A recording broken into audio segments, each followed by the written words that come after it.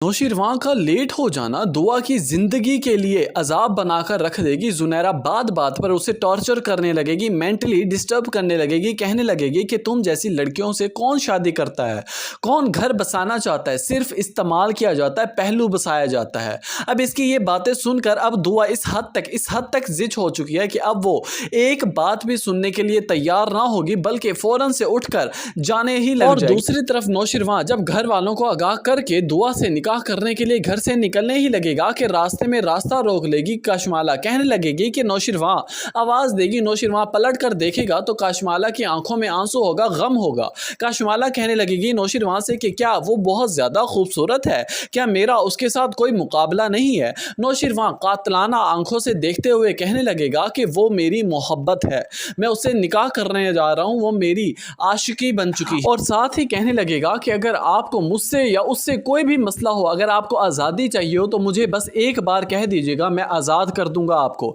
ये बात सुनते ही काशमाला को एक धचका सा लगता है, लेकिन वो अब दुश्मनी पाल लेगी, दुआ से बैर पाल लेगी, क्योंकि अब उसे ऐसा लगने लगेगा कि अगर नौशीरवां मेरा नहीं हो सकता तो मैं दुआ कभी नहीं होने दूंगी। दूसरी तरफ जैसे ही नौशीरवां जुनैरा की तरफ पहुंचता है तो दुआ उठकर जाने ही लगती होती है। जुनैरा की बातें सुनकर जेवरात उतारकर फेंकने लगती है कि नौशीरवां की सदा सुनकर दुआ में जान आ जाती है। नौशीरवां कहने लगता है कि दुआ कहाँ जा रही हो, निकाह का टाइम हो चुका है। यहाँ पर बैठे अब दुआ और नौशीरवां आमने सामने, इन दोनों का निकाह हो जाता है खैर खैरियत से। अब जुनैरा के सारे प्लान पर पानी फिर जाता है, क्योंकि वो तो ऐसा चाहती ही नहीं थी कि नौशीरवां दुआ से निकाह करे। अब यहाँ पर जब निकाह हो जाता है तो नौशीरवां दुआ को अपने हमरा लेकर जाने का सोचता है। दूसरी तरफ घर वालों को भी एक धचका सा लगा होता है कि नौशीरवां हमारी इज्जत को रौंदने जा रहा है। एक काशमाला को लेकर आया था घर में, अब उसकी जिंदगी बर्बाद करके दूसरी लड़की को अपनाना चाहता है। लेकिन वहां तो नौशीरवां दुआ को ब्याह कर अपने साथ लेकर आ ही रहा होता है कि वहां रास्ते में ही काशमाला के भेजे हुए बंदे